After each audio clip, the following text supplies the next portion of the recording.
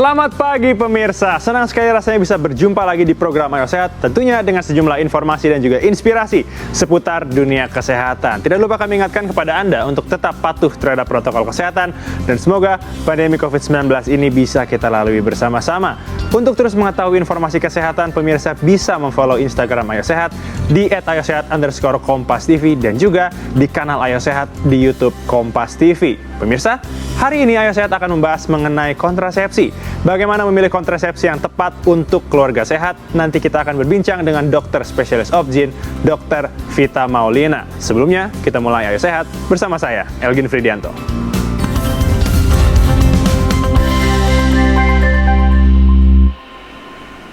Pemirsa, mewabahnya pandemi COVID-19 berdampak pada berbagai hal dalam bidang kesehatan, termasuk pelaksanaan program keluarga berencana dengan metode kontrasepsi. Sebelumnya, mari kita simak informasinya berikut ini.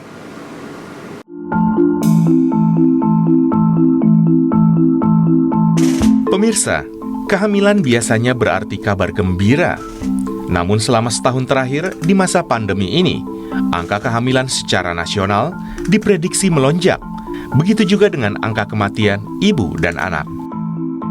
Melansir dari Litbang Kompas, dari data Badan Kependudukan dan Keluarga Berencana Nasional atau BKKBN, pada awal Mei 2020, pengguna alat kontrasepsi menurun sekitar 40%. Angka kematian ibu dan bayi pada 2020 meningkat dibandingkan dengan tahun sebelumnya. Peningkatan kejadian putus pakai alat kontrasepsi menjadi salah satu penyebabnya. Selama pandemi, rutinitas layanan kontrasepsi di sejumlah klinik dan bidan terganggu karena khawatir tertular. Para calon ibu urung datang ke klinik kecuali dalam keadaan darurat.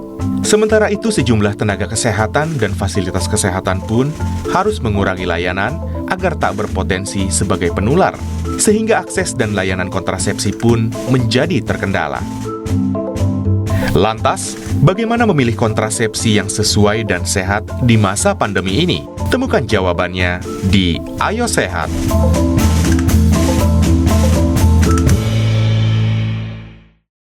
Pemirsa, sudah hadir bersama saya di dalam studio Dr. Vita Maulina untuk membahas alat kontrasepsi. Selamat pagi Dr. Vita. Halo Mas El, selamat pagi. Bagaimana kabarnya dok? Baik, Alhamdulillah. Alhamdulillah. Terima kasih sudah datang lagi dok ke program Ayo Sehat. Terima kasih diundang juga oleh Ayo Sehat. Kita bakal membahas alat kontrasepsi dok. Iya. Tapi sebelumnya pemirsa perlu menjadi informasi bahwa Dr. Vita dan juga seluruh kru yang bertugas pada program Ayo Sehat pagi hari ini sudah melakukan protokol kesehatan yang ketat dan juga sudah melaksanakan tes terhadap COVID-19. Dokter, sebelum kita membahas alat kontrasepsi, mau tanya dulu, angka kelahiran di masa pandemi ini bagaimana dok? Seru ya, jadi kalau ngomongin soal angka kehamilan dan kelahiran di masa pandemik ini sangat meningkat jawabannya Mas. Betul. Memang sih tidak ada data yang spesifik menyebutkan angka, tapi dari BKKBN tadi malam aku baca-baca tuh udah 300.000 pasangan yang akhirnya jadi hamil. Selama satu tahun ini? Iya, selama 1 tahun, mulai sampai Januari 2021. Jadi lumayan work from home mengakibatkan banyak pembuahan terjadi ya. Betul. Untuk angka pastinya tentu kami belum tahu karena memang belum dikalkulasikan secara signifikan untuk setiap bulannya.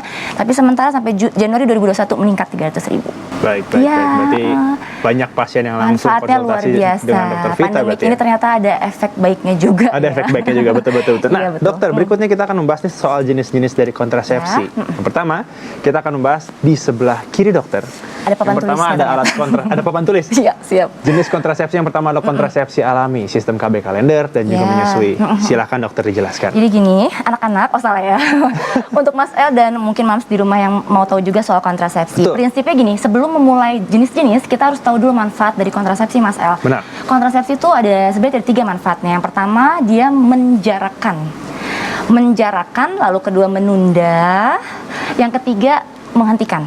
Oke. Beda-beda ya. Ya, betul. Nah, kalau yang namanya menjarakan itu kita pakai hanya untuk supaya ada spare waktu deh, si anak agak gedean dikit gitu, 5 tahunan udah pas tuh baru hamil lagi ibunya. Jadi kita bisa atur. Nah, kalau yang menunda, jadi memang awal nikah, entar dulu dia punya anaknya kayaknya, atau mungkin anaknya udah cukup nih, udah 3 atau usianya udah lumayan mendekati masa-masa aktif kerja nih, nggak lagi fokus sama karir. Nah, itu jadi kita menunda. Nah, kalau yang menghentikan diharapkan sih memang benar-benar tidak bisa hamil lagi itu si perempuan, atau si laki-laki tidak bisa membuahi lagi gitu ya. Jadi ada 3 fungsi dari dari kontrasepsi untuk moms ketahui di rumah. Lalu kemudian kita masuk ke jenis kontrasepsi. Kontrasepsi yang pertama yang kita bahas itu kontrasepsi alami nih moms. Pasti banyak banget moms di luar sana yang pakai sistem KB kalender yang sering kebobolan. Nah itu ya repotnya tuh sistem KB kalender. Kadang-kala kalau moms mau nanya, dok gimana sih caranya ngatur pakai kalender? Nah itu kita biasanya moms di rumah yang udah ngerti setelah mens, bukan hari terakhir mensnya yang dihitung hari pertama. Hari pertama justru. Tapi justru hari pertamanya. Baik. Biasanya 14 hari setelah hari pertama mens yang terakhir tadi itu akan sudah masuk ke masa ovulasi atau masa subur. Moms di rumah bisa hamil tuh kalau udah ngomongin H-2, H+2 berhubungan gitu. Karena mikir masih aman nih gitu. Karena ngitungnya tadi kembali lagi salah ngitung dari hari terakhir. Padahal sebenarnya ngitung masa ovulasi itu justru dari hari pertama hari terakhir. Ya, itu ya. Jadi sering kebobolan di sistem KB kalender atau kita bilangnya senggama coitus interruptus, jadi bersenggama tapi menggunakan metode kalender gitu ya istilahnya. Ya, berikutnya menyusui. Menyusui kalau bahasa kedokterannya sih kita bilangnya MAL, metode amenorrhea laktasi. Jadi diharapkan ibu hamil karena ibu menyusui karena dia memang meningkat tuh hormonnya ya, ada hormon menyusui yang meningkat menyebabkan jadi masa subur si perempuan tertunda tuh Mas. Ya, sebenarnya menentukan si perempuan masa subur itu sudah ada atau belum tidak harus dia menstruasi. Makanya banyak moms yang kebobolan nih. Sama lagi ngomongin kebobolan tuh paling banyak di kontrasepsi alami. Kenapa? Karena moms menyangka saya belum mens nih dok. Saya padahal belum mens tapi kok saya udah hamil lagi. Nah, metode amenorrhea laktasi atau menyusui ini efektif hanya apabila on demand menyusuinya terus menerus 2 jam sekali menyusui terus menerus. Namun memasuki bulan keempat biasanya sudah mulai tuh perkenalan MPASI, makanan pendamping ASI untuk anak-anak ya. Nah, itu mulai berkurang frekuensi menyusuinya, mulai deh nggak efektif metode amenorrhea laktasinya. Akhirnya jadi belum sempat mens, baru dianggap wah udah keburu datang tuh si sperma. Ya, terjadi pembuahan seperti itu ya. Next kita masuk ke yang berikutnya. Kita ada kontrasepsi hormonal ya. Hormonal berikutnya. Ya, oke kita lanjut aja. Kontrasepsi hormonal yang saya tadi bilang. Jadi kontrasepsi hormonal ini bisa untuk yang tadi menjarakan atau menunda, tapi tidak bisa untuk menghentikan ya. Jadi kita fokus si hormonal. Hormonal ada apa aja sih? Ada pil. Monggo, ya, sudah ada pil, udah muncul nih. Pil, suntik, susuk atau implan, dan IUS. Oke, ada orang yang kenal AKDR, alat kontrasepsi dalam rahim ya Mams. Alat kontrasepsi dalam rahim itu sama saja seperti IUD, intrauterine device. Jadi ada alat yang dimasukkan ke dalam rahim perempuan. Dan kalau ngomongin soal plus minusnya banyak banget nih. Aku mungkin ngomongin poin-poinnya buat Mams di rumah ketahui. Yang pertama, pil KB. Keuntungannya apa sih? Keuntungannya Mams nggak mesti ke dokter kandungan atau ke bidan terus-menerus tiap bulan. Nggak mesti khawatir misalnya ketakutan ketakutan untuk dibuka punten ya dokter kandungan teh masalahnya bagian dalam jadi suruh tiduran diperiksa segala macam. Nah itu banyak ketakutan gitu. Itu tidak didapatkan di KB, pil KB. Tapi kekurangannya juga ada. Kekurangannya Mams suka pada nggak disiplin tuh Mams. Rata-rata Mas iya dia tidak konsisten. Mestinya di jam 7 setiap hari tiba-tiba mundur jadi jam 12 siang atau tiba-tiba malam aduh aku udah minum belum ya lupa minum sehari 2 hari bisa aja hamil langsung.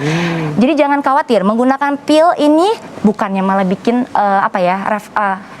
rahimnya kering, enggak, bahkan karena dosisnya sudah disesuaikan jadi lebih sedikit itu mengakibatkan mamsnya malah jadi lebih subur. Justru itu. Nah kekurangan yang lain dari pil KB atau semuanya ini yang hormonal ini memang mengganggu siklus menstruasinya Mams. Ya, dan juga bisa membuat peningkatan resistensi pembuluh darah. Jadi akhirnya resiko darah tinggi ada. Kalau jangka panjang, resiko untuk terjadi kanker rahim juga ada. Kalau jangka panjang kembali lagi seperti itu ya. Next kita masuk ke suntik KB. Dokter, mungkin dari efek samping dari si alat kontrasepsi hormonal ini juga ada yang merubah bentuk tubuh. Mungkin berat badannya nambah. Jadi menahan, jadi resistensi cairan kita bilangnya. Cairan, ya? Selain ngaruh ke pembuluh darah, ngaruh ke berat badan juga. Jadi memang ya sebenarnya sih plus minus selalu ada. Makanya kadang-kala kita ngomongnya kalau kontrasepsi teh kayak apa? Kayak jodoh-jodohan. Belum tentu wanita si A1 ini cocok sama dengan si B. Karena itu memang harus disesuaikan. Masing-masing kontrasepsi ada kriteria kriteria kriteria persyaratan untuk si perempuan bisa nggak sih pakai ini gitu ya. Dan Berarti yang memang tahu harus dari resep dokter juga ya, Dok ya? Betul. Baik, Lanjut baik. ya. Lanjut kita. Suntik KB ada yang per bulan, ada yang per 3 bulan. Pada prinsipnya yang Mams ketahui keuntungannya tentu saja keuntungannya lebih aman, safety selama sebulan nggak perlu minum terus obat, nggak perlu takut lupa. Tapi lagi-lagi kadang-kala Mams kerjanya banyak banget ya di rumah, Betul. ngurusin anak, ngurusin suami, ngurusin rumah, segala-galanya. Jadi lupa tuh balik ke dokter atau ke bidannya pas di tanggal harusnya dia suntik. Telat sehari juga bisa saja langsung hamil lagi. Jadi maksudnya ya ada plus minusnya. Nah, kekurangan lainnya lagi kembali tadi yang saya sebutkan, kalau dipakai selama bertahun-tahun, apalagi sampai lebih dari 5 tahun, dia beresiko menyebabkan kanker pada rahim si perempuan tersebut. Betul. Dan soal tadi darah tinggi, soal apalagi soal kegemukan juga bisa disebabkan oleh si suntik tersebut. Implan sama saja, Mas. Implan itu sama saja karena prinsipnya malah implan dosisnya lebih besar. Oke, nah yang berikutnya lagi tuh kita bahas yang terakhir yaitu IUS. IUS itu sama aja kayak IUD. Jadi prinsipnya atau AKDR atau spiral, alat kontrasepsi dalam rahim. Sama semuanya, prinsipnya dia dipasang di dalam rahim tuh, tuh Mas. Jadi Mams melulu ya bawaannya. Nah, itu prinsip kerjanya beda. Memang dia jadi menghalangi spermanya si laki-laki untuk bisa membuahi si perempuan. Jadi keburu udah ada terjadi infeksi secara steril di dalam rahim si perempuan. Plus minusnya banyak, Mas. Nanti kita mungkin bahas-bahas. Pada prinsipnya semua kontrasepsi tidak ada yang bagus semuanya atau jelek semuanya. Ya, Baik. Oke, berikutnya kita akan membahas soal yang alat kontrasepsi non hormonal, tapi kita harus jeda dulu nih, Dokter Vita nih. Siap, Pemirsa, jangan beranjak dulu karena Ayo Sehat akan segera kembali usai jeda.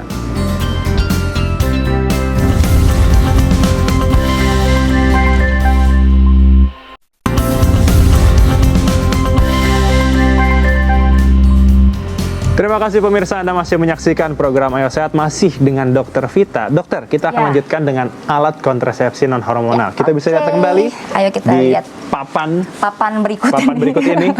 Silakan dokter, mungkin penjelasannya. Nah, kita sudah masuk yang non hormonal. Non hormonalnya ada beberapa ya. Mams di rumah tahu soal kondom, tentu saja yang banyak ditolak oleh para lelaki ya untuk para suaminya. Lalu kemudian ada kembali lagi kok ada lagi sini IUD. IUD itu memang ada yang hormonal dan non hormonal ya, Mas. Tadi kan kita bahas yang hormonal. Sekarang kita yang non hormonal. Jadi ini gambarnya seperti ini kurang lebih kecil banget ya, kurang lebih nggak nyampe 3 cm lah untuk dimasukkan ke dalam rahim. Lalu kemudian ada tisu KB atau diafragma. Jadi yang berikutnya ini yang mantap, kontrasepsi mantap. Jadi yang mengakhiri atau memutuskan tidak bisa mempunyai anak lagi. Nah ini, pilihnya ini tubektomi atau vasektomi. Tubektomi untuk perempuan, vasektomi yang untuk laki-laki. Kita bahas poin-poinnya. Untuk si kondom, lagi-lagi angka kejadian kegagalan KB-nya tinggi sekali ya. Untuk Mams ketahui kadang-kadang para suami lebih sensitif atau mendapat kepuasannya pada saat misalnya tidak memakai kondom. Jadi pada saat disuruh pakai kondom stres langsung. Dengan kondom ini lumayan menurunkan angka kejadian kehamilan. Tapi lagi-lagi tetap ini masih banyak kekurangannya. Lalu kemudian untuk IUD yang non hormonal. IUD non hormonal prinsipnya sama. Dia tidak mengeluarkan hormon tapi bentuknya sama dengan IUD yang hormonal. Tapi pilihannya lebih range dia tidak mempengaruhi kegemukan dan lain sebagainya karena lagi-lagi tidak ada hormon. Ya, kerjanya sama dia mematikan sperma dan menghalangi sperma untuk bisa ketemu sama si sel telur. Jadi tidak terjadi pembuahan. Lalu kemudian berikutnya yang diafragma jarang nih. Mams di rumah pasti jarang banget apa sih diafragma, tisu KB itu apa?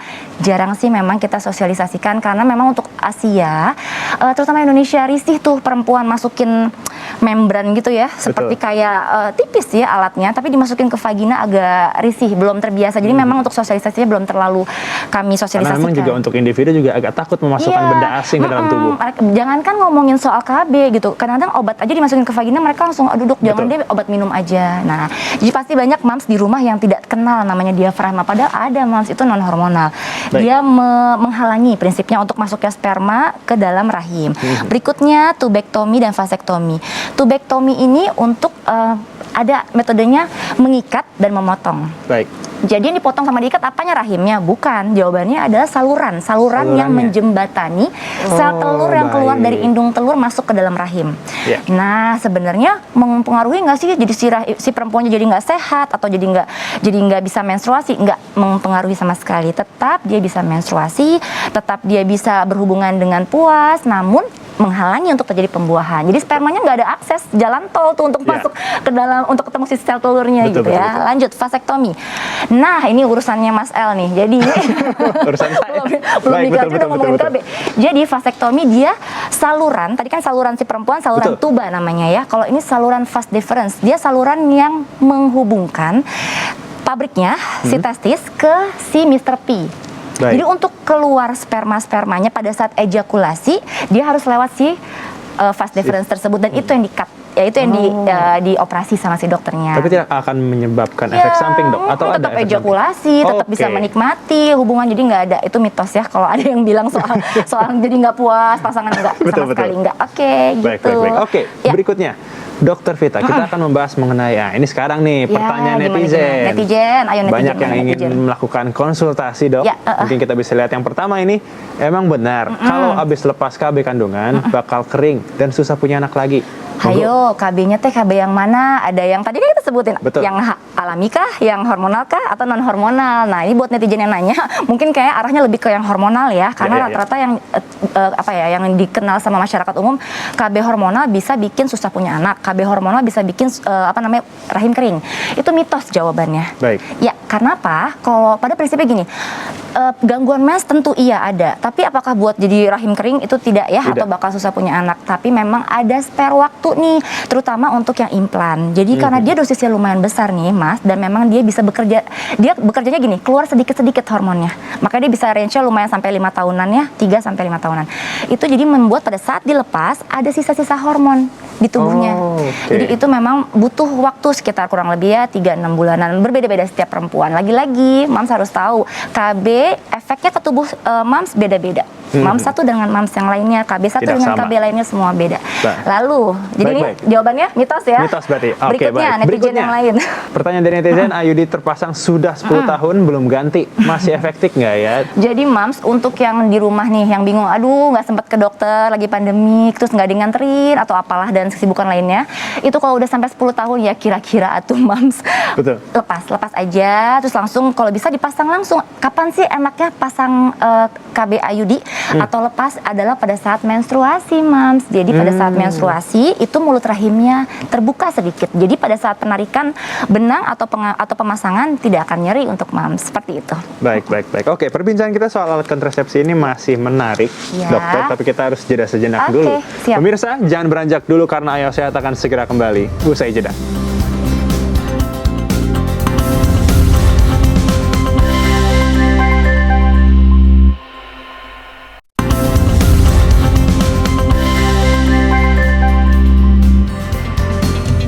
Anda kembali menyaksikan program Ayo Sehat, pemirsa, masih bersama dengan Dokter Vita. Nah, dokter, kita sekarang akan masuk ke segmen mitos atau fakta.